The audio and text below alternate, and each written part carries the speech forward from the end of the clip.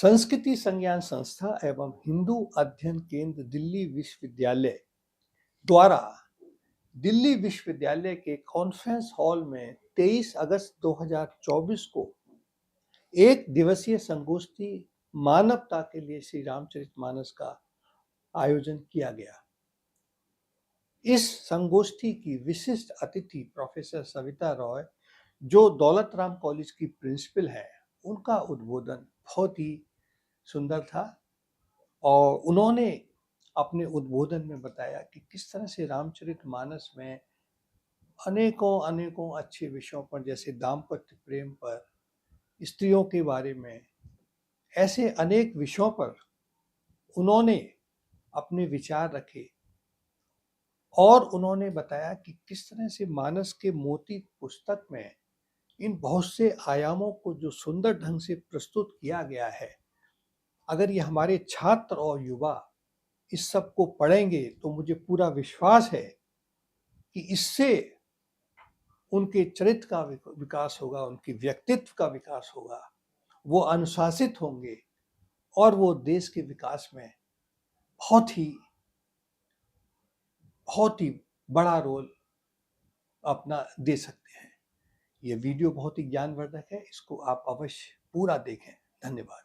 धन्यवाद प्रेरणा जी, आज के समापन सत्र में मुझे आमंत्रित करने का। एक बात मुझे समझ में नहीं आई, इतनी अनोखा, इतनी मिश्रित इन्होंने एक मंच बनाया है। जैसे कि कहा, मेरा तो फिज़िक्स फोटे रहा, साइंस पढ़ी, उसी में किया, उसके बाद एडमिनिस्ट्रेशन में डंडे चलाए, जो कि रामचरितमानस कहता है नहीं चलाना चाहिए। अब मुझे बोलते हैं कि अब आप थोड़ा सा मानवता के बारे में, जो मानवता के लिए रामचरित्र के विषय में थोड़ा सा बताइए। तो मैं आपको सही बताऊंगी कि रामचरितमानस का पठन पाठन मेरे परिवार में मेरी दादी, मेरी मदर इन लॉ, जो टोटली अनएजुकेटेड है, वो करती थी। तो मैंने पूछा कि ये कैसे हुआ। Gita is full of knowledge, wisdom, management gurus उसको पढ़ते हैं और पढ़ाते हैं, यहाँ से लेके फॉरेन यूनिवर्सिटीज़ में फॉलो की जाती है। वो तो हमारे परिवारों में चला करके नहीं आई, लेकिन रामचरितमानस हमें गा करके हमारे बुज़ुर्गों ने सुनाई और हमारे अंदर है। हर एक मानस के अंदर रामायण का हर एक चरित्र अच्छे से गठित है। वो कैसे हुआ? तो मुझे इस प्रश्न का उत्तर यही मिला और बहुत अच्छे से उन्होंने समझाया। मैं जिस तरह से उन्होंने मुझे समझाया, मैं 10 मिनट में मुझे लगा कि मैं 1 घंटे से ज़्यादा का इंजेस्ट कर गई। तो धन्यवाद श्रुति जी। रामचरितमानस में एक बहुत इम्पॉर्टेंट जो पार्ट मैं देखती हूँ, जो कि अब हमारी मॉडर्न टाइम्स में, जो अब हम कलयुग हैं, रामचरितमानस सतयुग का था। तो सतयुग के बाद जो अब हमारे पास कलयुग है, उसके अंदर बीच में था एक द्वापर युग, जिसके थे जानने वाले श्री कृष्ण। सतयुग was absolutely an ideal situation. Ideal मतलब कि सब चीज़ें बिल्कुल, जो जिसका धर्म था, धर्म मतलब कर्तव्य था, वो उसका निर्वहन कर रहा था। धर्म से जरा सा जो हटा, उसका संहार करना या उसको एक लेसन सिखाना एक वहाँ के सब लोगों का कार्य था, कोई एक नहीं कर रहा था। पूरे रामचरितमानस में हर एक आदमी अपनी अपनी ड्यूटी प्रॉपर कर रहा था। जो लड़ाई भी हो रही थी वो बड़ी धार्मिक लड़ाई थी, मतलब शालीनता से। कोई ऐसा नहीं कि जिसने ऐसा किया तो उसको प्रॉपरली उसकी तरफ इंडिकेट किया गया। वो जो ग्रंथ है, उसके अंदर जो बड़ी सीखने समझने की बात थी, वो थी हर एक परिवार के मूल्यों की बात। एक पुत्र का कर्तव्य, एक पिता का क्या कर्तव्य होना चाहिए, एक राजा का कर्तव्य और प्रजा का कर्तव्य क्या होना चाहिए, एक शत्रु से आपका क्या रिलेशन और कर्तव्य होना चाहिए एक मैदान में, युद्ध के मैदान में या उसके बाहर।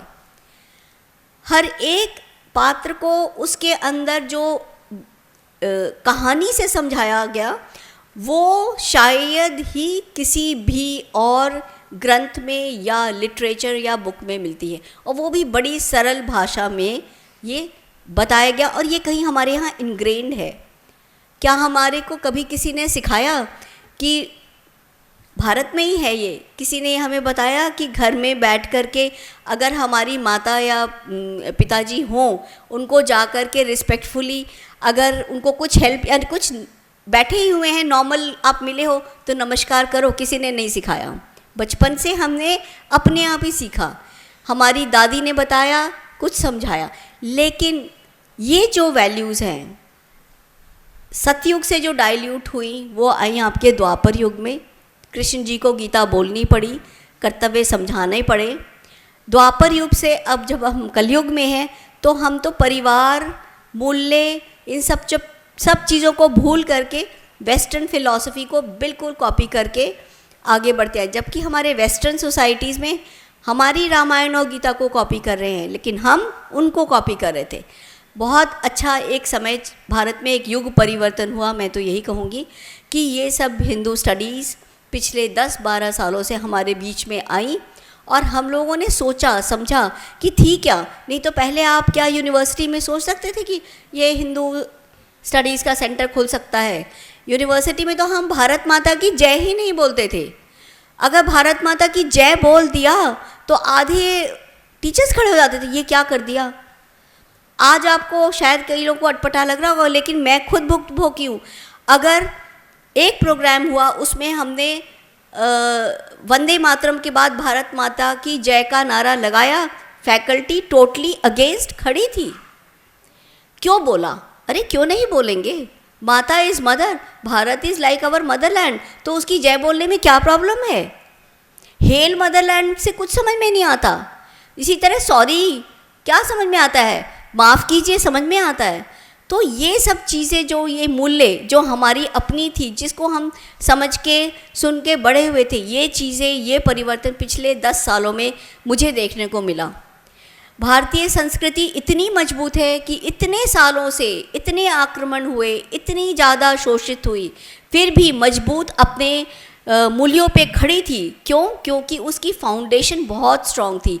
कोई एक फिक्टिशियस नरेटिव पे बेस्ड नहीं है वो, क्योंकि उसके अंदर जो मूल्य है, जो सिद्धांत है, वो हमारे अपने नेचुरल वेलबींग के लिए है। इस वजह से वो आज भी खड़ी है। हमें इतनी ज़्यादा आक्रांताओं ने हमारे ऊपर राज किया, फिर भी कहीं ना कहीं से वो संस्कृति ऊपर हमेशा हमारे पास हमारे मार्गदर्शन करने के लिए आती रही।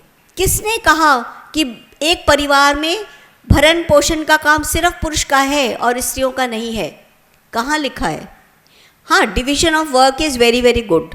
अगर पुरुष कमा रहा है और स्त्री अपने बच्चों का और संतानों का और उनकी पालन पोषण कर रही है, तो इसका मतलब ये नहीं कि वो एजुकेटेड नहीं होनी चाहिए। अगर क्वालिफाइड है तो वो बेटर तरह से कर पाएगी, और जब वो फ्री है तो वो आगे समाज को भी देनी चाहिए।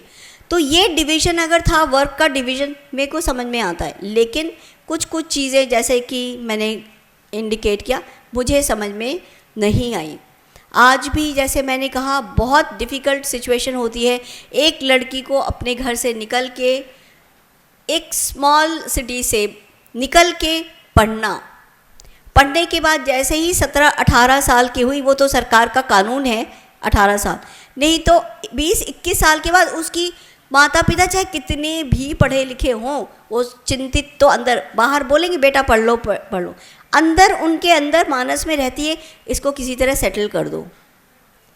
और उसके बाद वो जहाँ जाती है वहाँ उसको एडजस्ट करना, ये इतने सारे रोल अगर एक स्त्री निभाती आई है, और बहुत बखूबी से हिंदुस्तानी परिवार में हो रहा है। और मेरे ख्याल जो अभी थोड़ा सा ट्रांजिशन एंटी हुआ वो मुझे ठीक गलत लगता है। हमारी एक रिस्पॉन्सिबिलिटी है, because we have got genetic constitution, genetically we are very very strong. Studies have shown एक फीमेल और एक मेल में, female is much stronger genetically. आपको फीमेल को इतनी ज़बरदस्त आसानी से हार्ट अटैक नहीं आएगा जितना मेल को आता है, लेकिन उसमें इतनी सहिष्णुता है, इतना विवेक है, इतना ज़्यादा भाव है। ये सब चीज़ें हमें, ये मानवता के गुण हमें लेकर के आगे एक महिलाओं को चलना चाहिए, और पुरुष को, महिलाओं को, पुरुष को साथ लेके चलना चाहिए।